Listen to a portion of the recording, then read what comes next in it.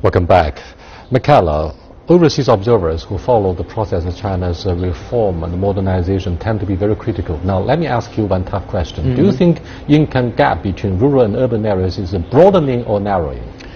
That's a very good question. It is narrowing. Over the last 3 years, it has narrowed from about 3.1 times to now 2.8. So now urban citizens make 2.8 times more than rural citizens.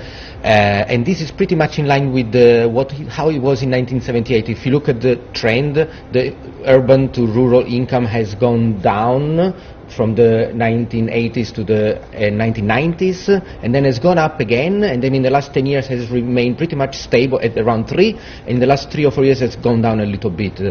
However, we need to make a compromise, because a wide income disparity is the very engine of migratory flow. So the higher the gap, the more migrants go to the city. Now, if we narrow the gap, we meet the social target of making... doesn't agree. Because people don't go I'm not sure income gap is motivation for people to go to city or moving. I think it's the wages or somehow, wages and payment or economic gain out of you investing into that sector makes people to migrate. So the resource efficiency make people move. I'm not sure gap itself would create or motivate people to move between the places. Well, I think it's I because I agree with you, it's not the income, in fact, it's what they save. Now, if the income is, again, only 3 times, but the cost of living in the city is more than in the countryside, basically people put in the pockets much less than they would. And I agree, that's not the only reason. But we notice... the authorities at different levels have not only rescinded agricultural taxes, that's been practiced for centuries in this country, but also constructed much of the infrastructure. For example, roads, 要想富先修路. I mean, if you want to get rich, you have to construct roads. They also provide villages with electricity as part of the power grid, far-flung network of power grid in this country over the past decades. However, with the magnetic appeal, using mobile phone, watching television, young people start to admire the prosperity in urban areas, and they keep flocking to the more prosperous and more developed urban areas. So therefore, do you think the villages and rural areas around the high risk of being abandoned? They're becoming decaying. So what do you think of the sense of desperation event? I think it's yes or no.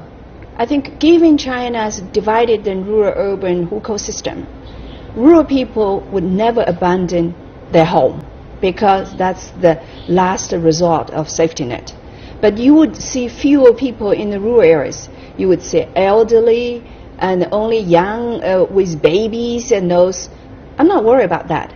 I'm more worried about in the future that whether you can attract enough people to coming back to do business or to run agriculture. That's something that people worry about.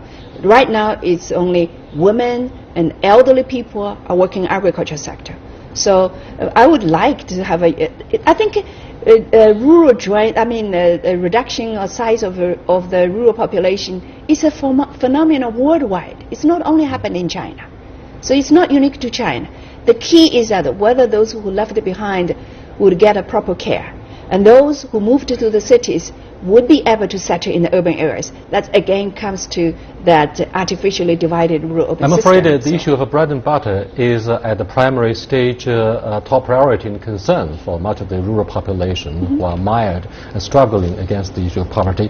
However, what do you think of the issue of loneliness for those who are left behind? The elderly, the women, the children who are not able to see their parents to enjoy very happy family life. I mean, some of the elders choose to commit suicide after finishing the basic issue of primary education for their grandchildren. I mean, this is increasingly a tragedy. This is, I tell you, you're right at pointing this out. This is one of the biggest problems, much more than money, because the thing you mentioned before, people looking at the mobile phone and they're attracted to go to the city, is actually a disaster for the social tissue of the country. So people do go to the city because they like the city, tall buildings with glasses, maybe a little bit of money, maybe a little bit of entertainment, maybe a little bit of future income hope, and because because of that, they sacrifice family ties. Now, sacrificing family ties is, in one word, a disaster for any country, because it breaks down not just the social, but the family relationship. And what happens is, of course, divorce rate goes up in China. Children grow with the grandparents, 2 generations, T-2. So they live with people who were born in the 1940s and 50s. And we know that the China society has changed so much, but people's minds don't change as fast as the society. So these young children are left with 70-year-old people who think like, in the 50s. And those who do cross-cultural studies will be left quite embarrassed, because left children as a phenomenon is totally illegal in the West. Yes, we cannot do it, and we don't. What I wanted to say is that this is not really, I wouldn't want to say a disaster. It's a rational choice of a family. If they don't go out to look for a job, they cannot have income to feed the family. So they have to. But the key is that what government can do to avoid those things. For example, you say left behind children are vulnerable.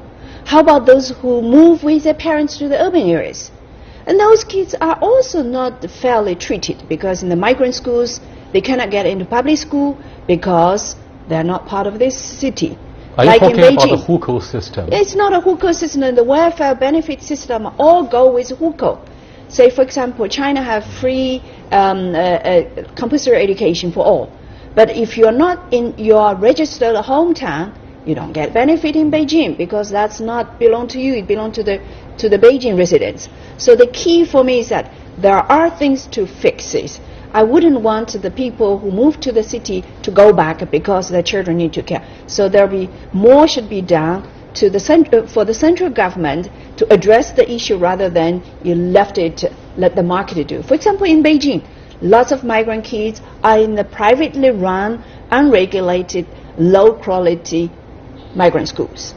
And we follow the kids for longer time. We find that the longer they stay in the migrant schools, the poorer their school performance. But you may have ignored yet another interesting phenomenon. More and more NGOs are doing charity. They donate clothing, books, teaching materials to the migrant kids in urban areas. Having said this, what do you think of the huge success of the pilot program in Chongqing? They have been able to manage the rural-urban integration schemes to combine the prosperous urban areas with underdeveloped rural areas. What kind of illuminating lessons can we draw from what they have achieved? In Chongqing is a very interesting case, and I think it is not as successful as it looks, because there's been a success of integrating, I think you've done more study than I have in the area. There's been an initial success, but now the city is stuck in the middle. And it's not clear if this is going to be a city that grows or a city that shrinks. One is because you have other places nearby like Chengdu, which is at a level of development much better. So if I were to live in the countryside of the Chongqing area, I would prefer to go to Chengdu. If I have to leave parents, children, I'll go to Chengdu, not Chongqing. Fair enough. Linshu, the last question is very much about the media hype on encouraging farmers to rent their contracted land based on their willingness in the rural areas.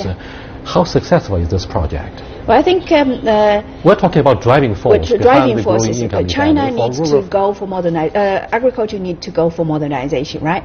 So one obstacle is that farm sites are too small, and then lots of farmers who move to the cities, they don't use their land as a primary source of income. So in another way, they don't tend their land properly. So land consolidation would be an ideal way, or emerging ideal way for agriculture modernization and new technology adaptation, utilization. The problem is that you have to have a system to encourage land rental activities, where people can voluntarily lease their land or rent their land to the outside to the others to do it a better job, and then they move to the city. So, but to do that, you need to be very careful to settle the confirmation of user rights. Right. So China started the confirmation of user rights last year, but it's not completed yet. If you don't have a proper identification or certification about this land, user rights is yours, and you're going to have a tendency, maybe in the future, you cannot claim your land back. So farmers are reluctant to rent the land out. So that's something we have to think about. What do you think of the catalyst, if any, for solving the issue of income gap?